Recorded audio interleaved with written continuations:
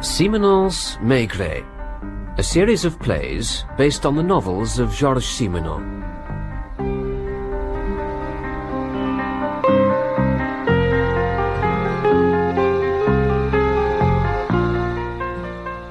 Take a look at this, George. I found it at the bottom of a drawer. Do you recognize anyone? Among these shining morning faces, no. I take it one of them is you. The Lycée Bonneville, my old school. I'm second from the left, third row. That rather solid, serious little boy. Yes, Jules, I can see the resemblance now. Who's that pulling a face at the back? Oh, him. The clown of the school. Léon Florentin. Not the man who... Yes, that one. Your old school friend? He was nothing of the sort. He thought he was, though. Oh, yes, he thought he was. The damn fool.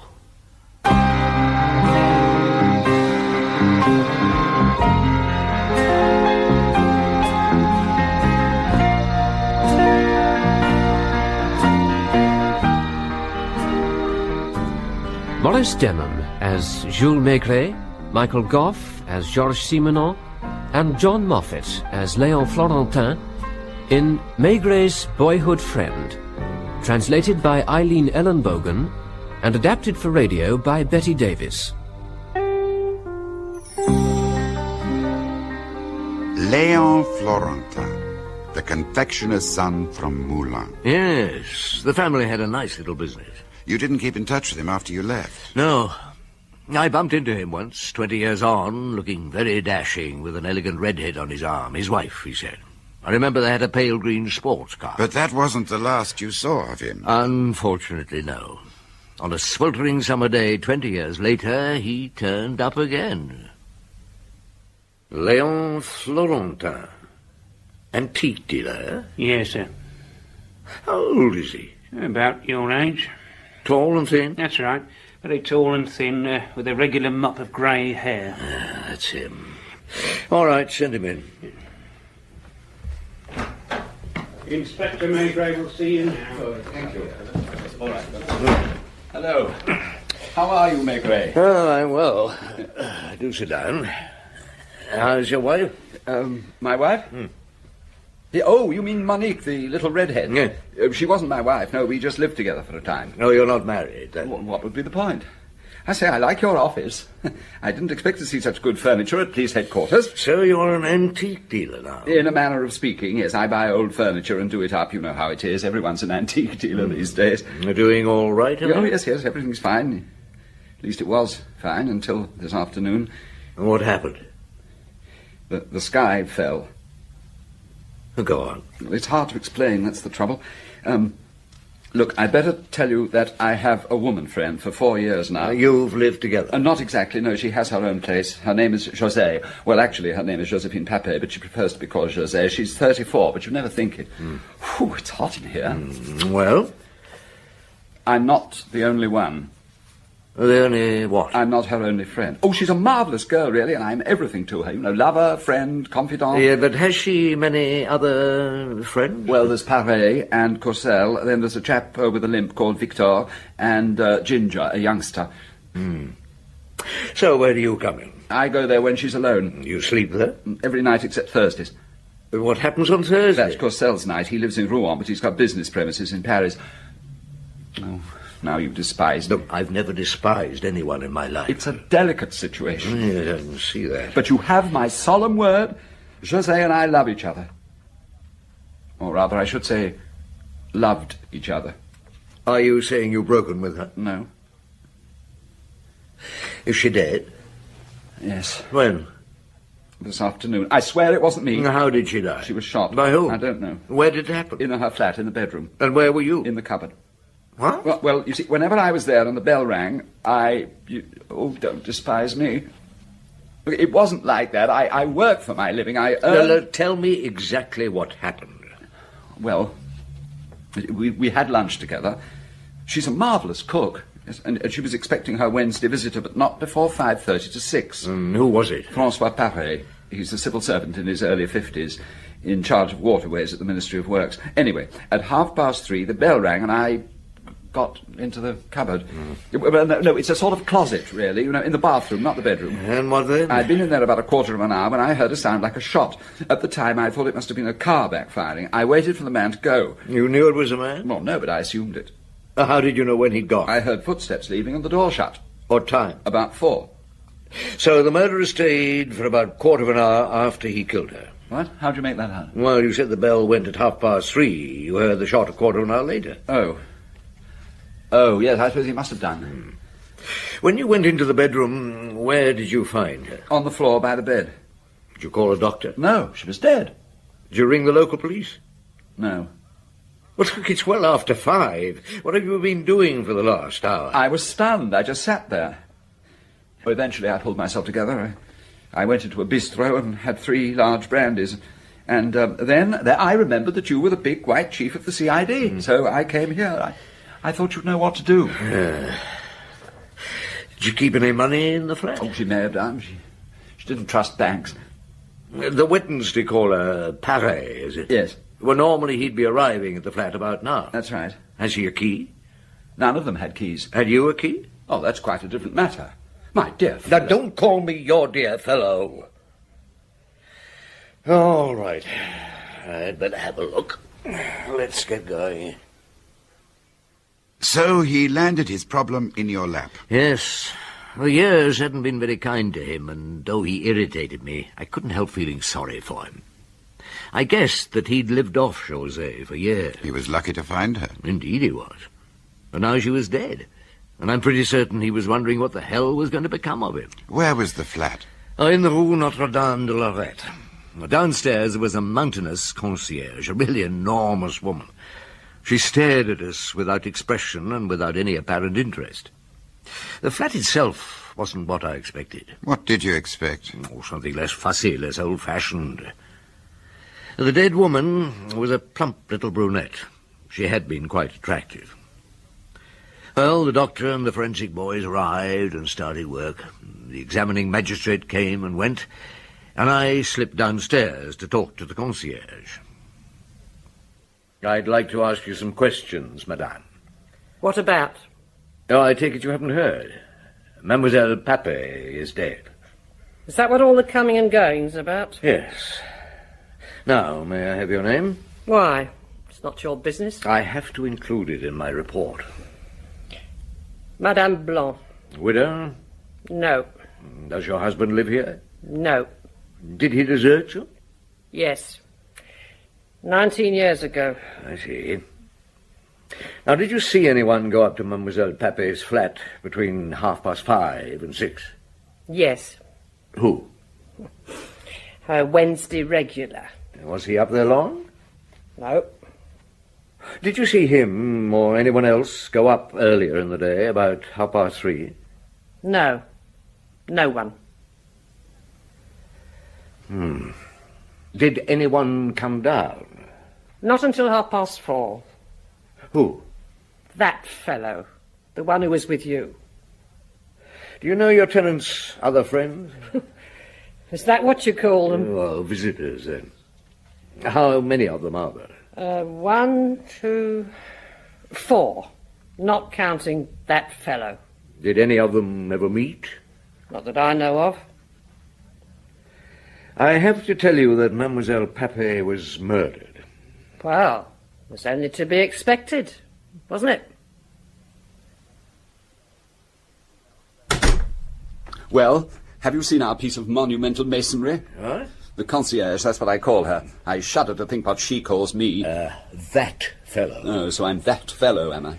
She can't stand me, you know. Are you sure you told me everything? Why should I lie? You always were a liar. You lied for the fun of it. Oh, that was 40 years ago. You don't seem to have changed much. You surely don't imagine I killed her? Oh, why not? But you know me. I've seen you once in the last 40 years. Why should I have killed her? What's that old witch downstairs been saying?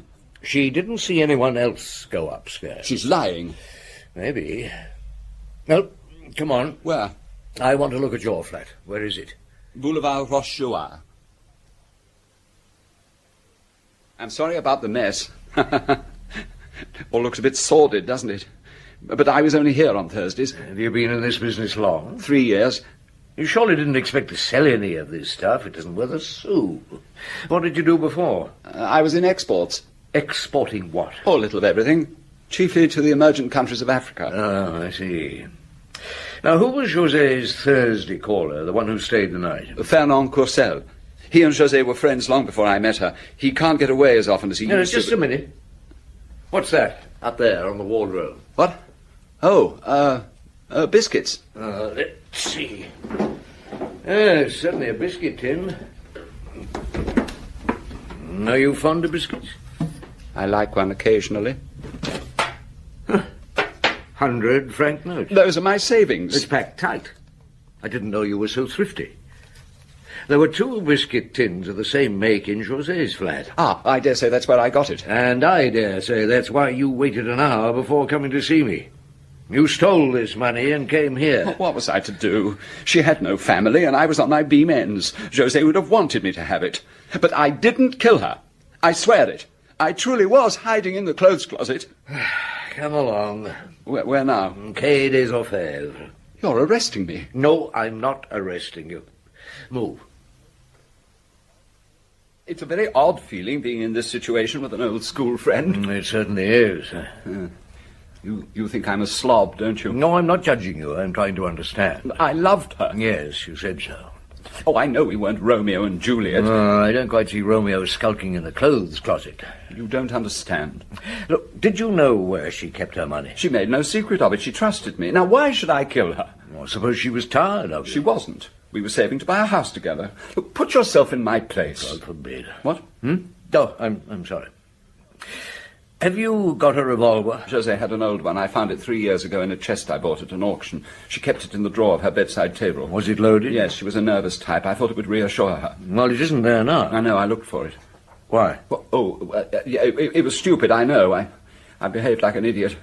I just blurt everything out, that's my trouble. Answer my question. Why were you looking for the revolver? To get rid of it. It was my gun, you see. I thought it was bound to get me into trouble. You don't believe me, do you? Am I under arrest now? No. Where are you going from here? I don't know. I suppose I'd better keep away from José's flat. Oh, good heavens, you weren't thinking No. I suppose that wouldn't be the thing.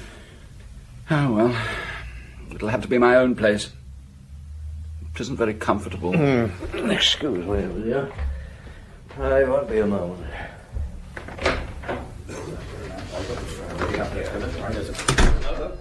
Lapointe. Yes, Chief. I've got a man in my office, tall and thin, my age, but rather the worse for wear.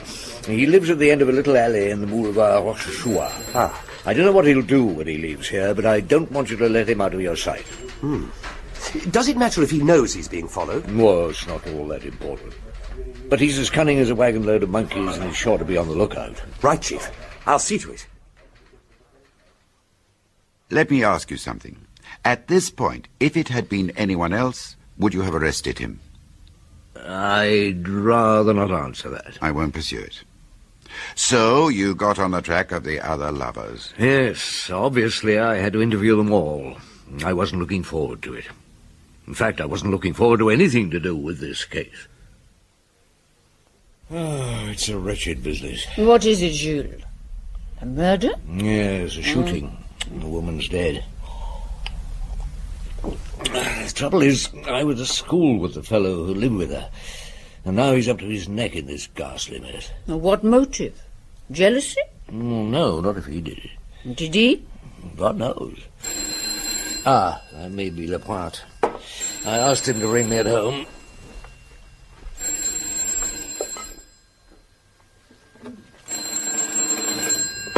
Maigret. Lapointe here? There've been developments. Yes? He spotted me before we were even out of the building. Turned round and winked at me when we were going downstairs. Oh, well. Where did he go? To the Place Dauphine. Then he actually came up to me and said he was going for a drink, and would I like to join him? What did you say? Oh, I said I didn't drink on duty. I felt a bit of a fool. Well, anyway, he downed 4 brandies, then he walked out into the Pont Neuf.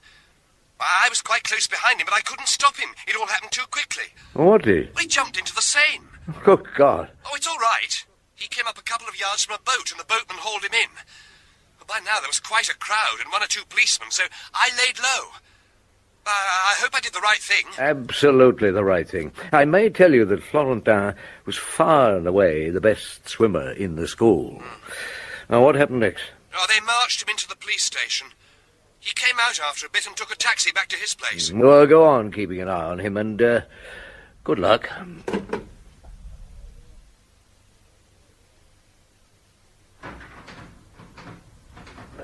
Sit down, Inspector. Oh, thank you. I was expecting you. You've seen the morning paper, Monsieur Parry? Yes.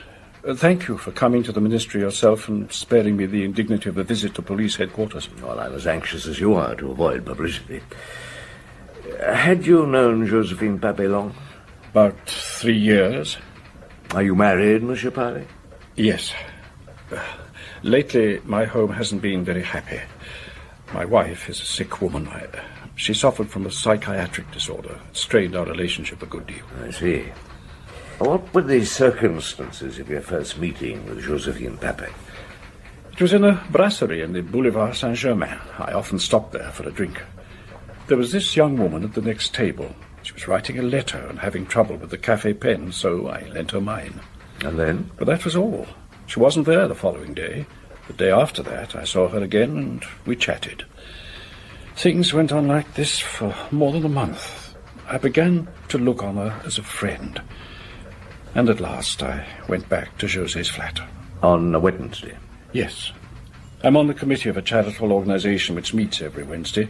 It was the only day I could go home late without arousing my wife's suspicion. Did Mademoiselle Papet tell you anything about her family? Yes. She came from Poitiers. Her father was killed in the war when she was a child. He was an officer in the regular army. She had one brother. Did you ever see him? Yes. One Wednesday I arrived early and he happened to be at the flat. And was he tall and thin with light grey eyes and an unusually mobile face? Why, yes. Do you know him? I've met him. Did Mademoiselle Papet lead you to believe you were her only lover? It's not a word either of us would use. Yes, we were lovers, but that wasn't the real bond between us.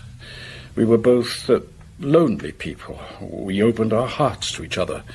In other words, we were friends. She was very important to me. Might say I lived for Wednesday evening. So you'd have been shattered to find she had another lover? It would have been the end. Of what? The happiness I'd known for the last 3 years. A modest enough share in a lifetime. Did you never meet anyone else in the flat? Only once. Red-haired young man, an insurance agent. José told me he was pestering her to take out a life assurance policy. She showed me his card. Jean-Luc Baudard of the Continental. I take it you went to the flat yesterday? Yes. There was no reply, so I came away. You weren't at the flat between 3 and 4? No, I never left the office. My staff will confirm that. Though, naturally, I prefer my name to be kept out of it. Realized you'd be bound to find out about me from the concierge, or from her brother. She has no brother, Monsieur Parry. What? I'm very sorry to disillusion you, but you'll have to know sometime. His name is Léon Florentin. He practically lived in the flat, but he made himself scarce when visitors were expected. Did you say visitors? And there were 4 of you, not counting Florentin. I don't believe it. You've made a mistake. No, I'm afraid there's no mistake. You didn't know her. She was so sane, so serene. I'd have trusted her with my life. No, Inspector, it's incredible. Did she suffer much? No. Death was instantaneous. God be thanked. I very much appreciate your discretion, Inspector. I only wish we'd met in happier circumstances. So do I, Monsieur Parry. Poor fellow. Yes, his Indian summer, with all it had meant to him, had come to a sudden, shocking end. When I got back to the office, I saw there were 2 people in the waiting room. One was Léon Florentin. And the other was a small, rosy little man who looked like a chubby, middle-aged baby. Fernand Courcelles, José's Thursday man. Come in, Monsieur Corcel. Please sit down. Thank you. Oh, this must have come as a terrible shock. Yes. Why, I'm sorry. You see, she was much more than a friend.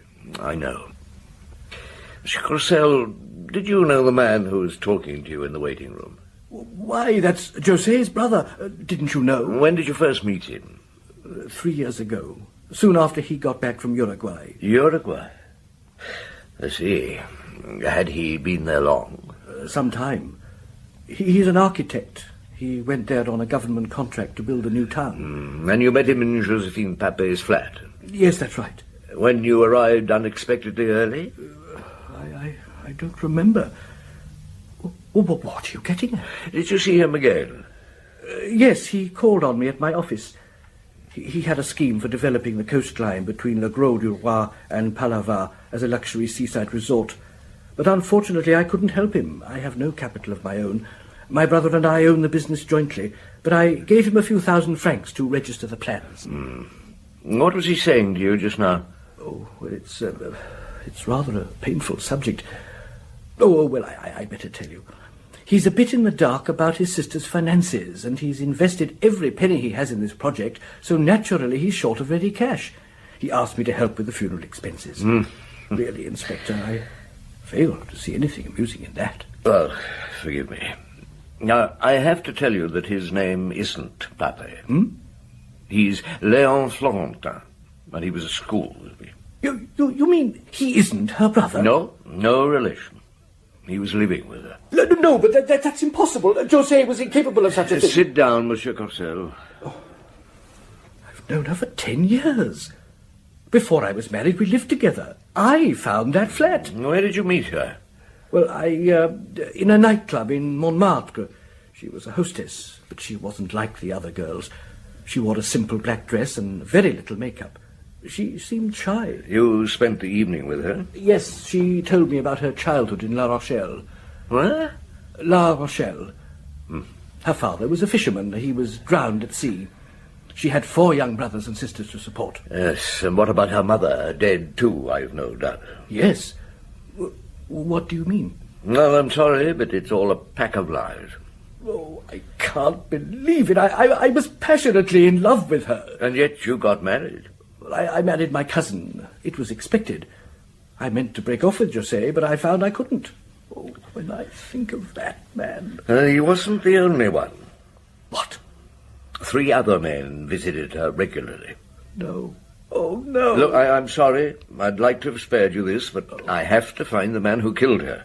And that can't be done without bringing the truth out. Now, I must ask you to take a grip on yourself and tell me where you were between 3 and 4 yesterday afternoon. In my car on the way from Rouen. You can't mean you suspect me? No, it's purely a routine question. I may tell you all you've said is in the strictest confidence, and if I can, I'll keep your name out of it. Oh, thank you. Thank you. Florentin, you're more of a scoundrel than I thought. I know. Now, what are you doing here? Guess how much money I've got. 50 centimes. Nothing else in the world. Well, what has that got... Have you come here to ask me for money? Who else can I turn to? I'm destitute. I'll have to try and get a job somehow. Now, remember, you can't leave Paris. So I'm still under suspicion. Until we get the man who did it. Now, can you think of anything about the man with the limp? Oh, even José only knew his first name, Victor. He was prosperous looking, good suits and handmade shirts. Oh, yes, I've remembered something. Oh, what? She once saw a railway season ticket in his wallet. Paris-Bordeaux. Ah. You see, that's worth something, isn't it? 100 francs. And you'd better make it last. It took a hell of a time to trace him, and I hope to God I've got the right man. His name's Victor Lamotte. Well done, Janvier. Who is he? He's a man of some standing in Bordeaux. He took a very high-handed line with me at first, but eventually agreed to come and see you. He'll be here in a quarter of an hour. I'm sorry to have put you to the trouble of coming here, Monsieur Lamotte. You know what I want to see you about? No. You knew Joséphine Papet. How did you find out? We have our sources of information. Joséphine Papet was murdered in her flat yesterday afternoon. Where were you? Not there, at any rate. Were you in your office? No, I was taking a walk in the Grand Boulevard. Alone? Oh, what's so strange in that? My doctor has urged me to take regular exercise. You realize it leaves you without an alibi? Do I need one? As one of José's lovers, yes. I see. Were there many of us? 4, not including the man who lived with her. So she had a man living with her, did she? I believe your day was Saturday. I'm a creature of habit. I visited José on Saturday and then caught the Bordeaux Express. Are you married, Monsieur Lamont? Yes, with a grown-up family. How long have you known Joséphine Papet? 4 years. What did she mean to you? She provided relaxation. Had you any affection for her? That's too strong a word. Perhaps I should say liking. Yes, she was a pleasant companion, and I believed her to be discreet. I'm surprised you were able to track me down. We knew you had a limp and a railway season ticket. I see. Where did you first meet José? On the train, in the restaurant car. We sat at the same table. She seemed a very respectable sort of woman. Had you a mistress at that time? What did you say your name was? Well, it's of no importance, but if you must know, it's Maigret. Well, Monsieur Maigret, I did have a mistress. Just a week before I met José, she announced that she was going to be married. In other words, there was a vacancy to be filled. I don't care for your tone. How long had you known José when you first went to her flat? 3 weeks. Did she tell you where she came from? Yes, Grenoble. Did you make her a generous allowance? That is a most indelicate question. Answer it, please. I gave her 2,000 francs a month in an envelope. I left it on the mantelpiece. Did you know any of her other protectors? You'd hardly expect her to introduce us. No, I didn't. Were you distressed to learn of her death? To be honest, no. Millions of people die every day. You want a signed statement from me? No. If it should come to trial... It will. Always supposing you get the murderer. We'll get him. I'd better warn you, I shall take steps to keep my name out of it. I have influential friends. I don't doubt it. Goodbye, Monsieur Lamotte. Oh, I was glad to see the back of him. He disgusted me. A cold-blooded bastard, yes. So, 3 down and 1 to go. You still had to see Ginger. Yes, Jean-Luc Bodard at the Continental. I traced him through his firm. Janvier was keeping an eye on his hotel, and he reported that Bodard had just gone back to his room with a woman. So I went straight round. Oh, blast! Who's there? I'd like a word with Monsieur Bodard. It's urgent and private. Who are you? Chief Inspector Maigret, police.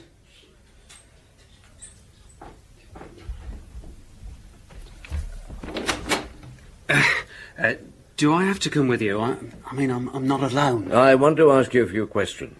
Yeah, all right. Come in. Thank you. You want me to go, I suppose? Yes, you'd better wait for me in the brasserie.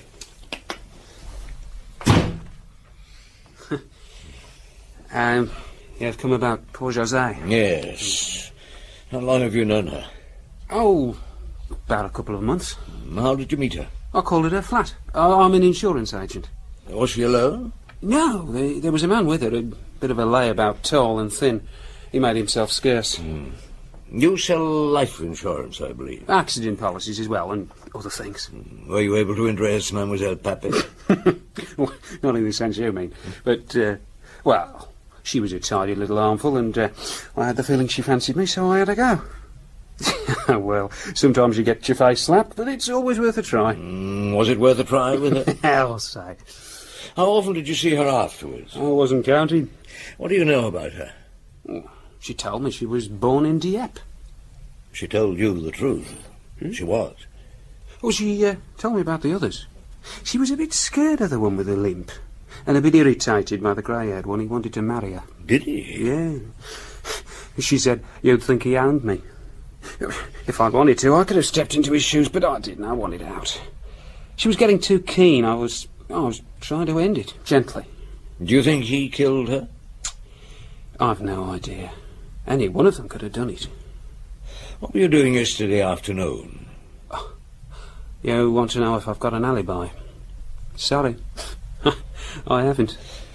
Well, thank you. That's all for the moment. Good.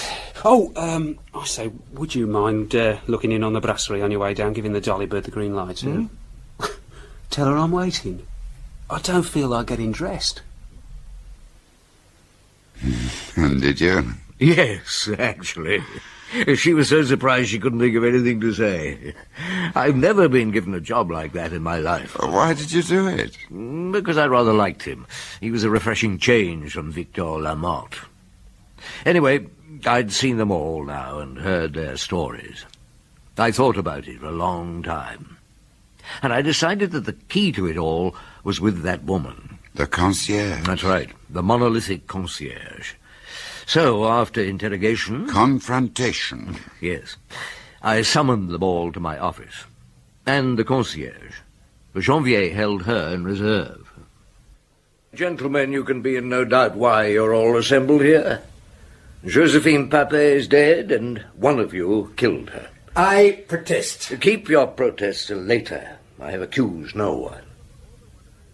All but one of you denies setting foot in the flat on Wednesday afternoon. But not one of you has an alibi. I have. No, Monsieur Paré, yours won't do. Your office has a second door. You could have got out that way without anyone seeing you. Now, I have to tell you all that when Joséphine Papet was killed, she was not alone in the flat. The murderer? The murderer, of course. But somebody else was there, too.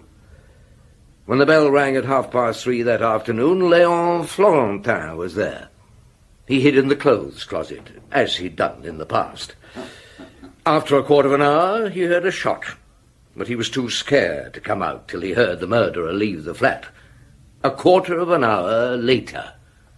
Now, that's important. Why the delay? Perhaps he was looking for something. Yes, he was looking for something. Monsieur Paré, did you ever write to Mademoiselle Papet? Yes, when I was on holiday away from Paris. Your wife is a sick woman. I'm sure you would go to great lengths to spare her pain. And you, Monsieur Lamotte, did you ever write to her? Yes. Your wife is rich, your family well known in Bordeaux. Monsieur Courcelles? I may have scribbled a note or two. You too are married. Yeah, but I'm not. No. You could have an altogether different reason for killing her. What? Blackmail. The letters have vanished. There was nothing in her desk but bills. Now, I'm not inviting a confession, but one of you knows who killed José. I hope he will come and see me. Lapointe? Sir? Fetch Janvier, will you? Yes, sir. You certainly don't pull your punches. This is an outrage. Ah, come in, Madame Blanc. I think you know all these gentlemen. I still have nothing to say. Let me go. Now, which of these men did you see going up to Joséphine Papet's flat on Wednesday? You refuse to answer? I have nothing to say. You can't frighten me. Very well. Well, gentlemen, I'm grateful to you all.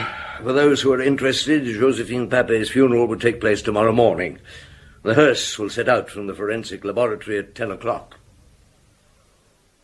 So, you left them to stew a bit? That's exactly what I did. For by now, Georges, an idea was stirring in my mind. I'd had another look at the photographs taken in José's flat, and something had struck me very forcibly. I thought I knew what had happened now, but I still didn't know who the murderer was. And then, on the Saturday of José's funeral, things started to come to a head. The concierge disappeared. Who was supposed to be shadowing her? Lorty, poor devil. She went shopping, and he waited outside an Italian grocer's for her. When she didn't come out, he went inside and found it had a back door. She'd been blackmailing the murderer, of course. Of course. And when I brought her face to face with them all in my office, she looked at one, and she saw in his face that she could get much more out of him. So she went to collect it. I got a search warrant. I reckon that might yield something. At 1 o'clock, Lortie telephoned to say that she was back at her post, so Lapointe and I went straight round.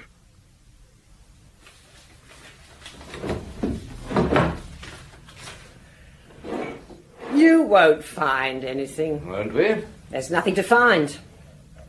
Hope you're tidying up after. You're making a great deal of mess. No, your post office book, madame? Yes? Anything wrong in that? No, nothing that I can see. Any luck, Lapointe? No, sir, nothing. I haven't. Oh, just a moment. What are you doing? Leave that set alone. You'll upset the tuning. No, we're not doing any harm to your television, madame. What's in this magazine on top of it? What do you expect? Just the programme. Now, there's something inside. Yes. Huh. 2,000 francs. What is this, madame? I'm entitled to my savings, aren't I? You have a post office book. I've just looked at it. I might need ready cash. That's quite a lot of ready cash. Well, that's my business. I'm not a thief. No, I'm not suggesting you are. I don't even think you asked for this money. I think the murderer offered it to you. You know who he is. I have nothing to say. Yesterday you realized he was a frightened man. You went to ask for more. I'm saying nothing. Beat me up if you like. No, thank you, but I'd rather not. Come on, Lapointe. I'll see you again, madame. Damn her. Damn her. How can I get that frightful woman to talk? Chief. I have a notion Florentin knows something too. And he's much weaker than she is. I'd be inclined to put the pressure on him. Well, he's lying. I've known that for some time. Well, then. Yeah, you're right. I've been chipping away at a rock when there's something much more brittle available. This place is beginning to feel like home. You didn't half rattle them yesterday. Why did you send for me? To show you this photograph. José's bedroom, just after the murder. What am I supposed to be looking at? The bed. There isn't a crease on the counterpane. Now, you said José and her murderer went into the bedroom and spent a quarter of an hour there. Well, obviously, it wasn't for the usual purpose, so what were they doing? Well, maybe they meant to go to bed and then quarrelled. Or he wanted his letters back. Florentin. Yes? There's something wrong with your story. Did you take those letters? No, I swear I didn't. Why did you take a sudden dive into the Seine? My only thought was to end it all. No, rubbish. You're an excellent swimmer. I think you took the letters when you took the money. You still had them on you when you saw Lapointe following you, and you panicked. You realized you were going to be watched continuously. So you jumped into the Seine and ditched. I never had the letters. I give you my word. Your word's not worth much. You got it in for me. Why should I have it in for you? Because you were always jealous of me. Because my family owned a nice little business in Moulins, and your father was just an upper servant on the Château de Saint-Fiacre estate. You Gosh, you're despicable. Oh, I'm sorry. I apologize. No, I lost my head. Oh, Maigret, please, for old time's sake. For old time's sake, indeed. Oh, look at yourself, man. What's to become of you? You're a miserable wreck, Florentin. Well, everything went sour on me. I've been unlucky.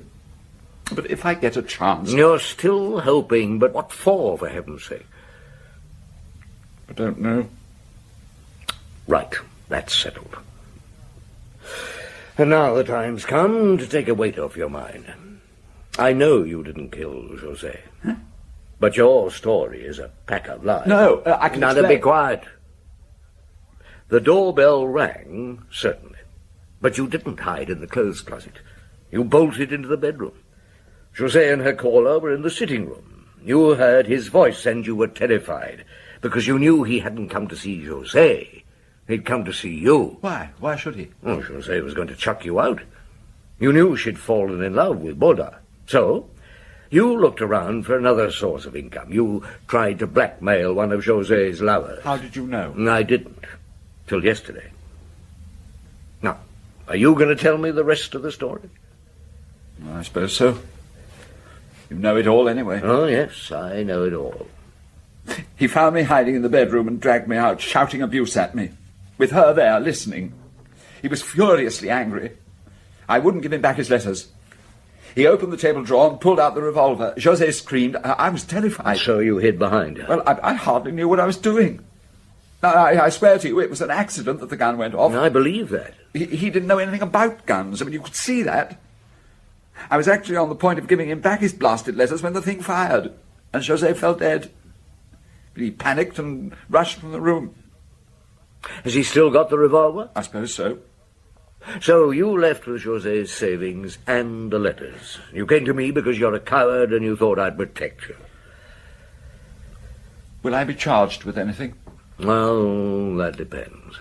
On whom? On the examining magistrate. And, to some extent, on me. I could only survive a year or two in jail. I've got heart trouble as it is. He's here, Chief. With his lawyer. No, send him up. Who?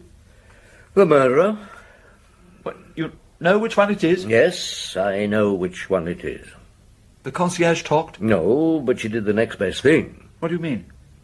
On Saturday, she disappeared. We knew she'd gone to blackmail the murderer. She turned up again later, but wouldn't say a word. And suddenly, I realized that I knew. How? How could you? Well, she went to find the murderer on a Saturday. Now, she wasn't the woman to forget the day. She wouldn't make that mistake. But on Saturdays, most offices are shut. Most men are home with their wives. On that particular day, there was only one of José's lovers she knew she could find. Yes. That's the one. Yeah, he wasn't at home with his wife. He was always in his Paris office on Saturday, because he was José's Saturday caller. The man with the limp. Victor Lamotte. The concierge talked, didn't she, in the end? In the end, yes. Now, Lamotte got off lightly. After all, it was pretty much an accident. What happened to Florentin? Oh, God knows. Perhaps in 20 years' time, some shambling old wreck will wink at me from the gutter, and I'll recognize my old school friend.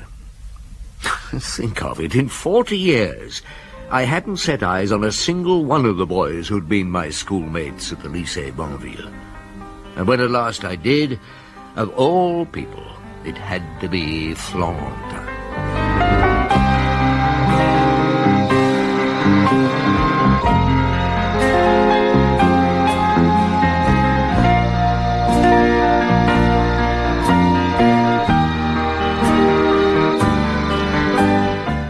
In Maigret's Boyhood Friend by Georges Simenon, translated by Eileen Ellen Bogan and adapted for radio by Betty Davis, Maigret was played by Maurice Denham, Simenon by Michael Goff, and Léon Florentin by John Moffat.